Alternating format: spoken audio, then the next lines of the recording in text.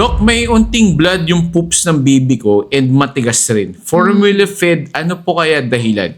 So, milk allergy. Make sure na, ito sinasabi ko doon sa mga nanay, kasi minsan pag nagagawa sila ng gatas, ang ginagawa nila talaga sinisik-sik nila yung gatas doon sa scooper. Pag scoop nyo po, tapos meron kayong pang level, ganun. Yun lang po yung dapat na dami ng milk na ilalagay nyo per ounces ng water na nakalagay dun sa can.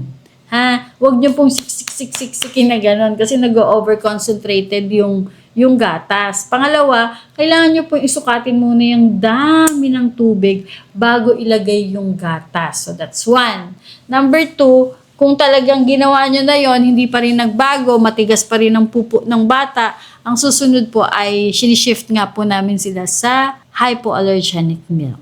Okay na. Yun Okay. po yung hahanapin nyo. So, ask your pediatrician kasi wala ho nun sa grocery. Nasa pharmaceutical or pharmacies lang po yun. Yung extensively hydrolyzed whey milk formula. Tanong nyo po sa pharmacist, alam po yun. Uulitin ko, extensively hydrolyzed whey milk formula. Kung talagang hindi nawawala ang constipation. Kahit na ikutin nyo lahat ng klase ng gatas sa grocery store, ganun pa rin ho ang makikita nyong pupo niyan. So you really have to shift to hypoallergenic milk.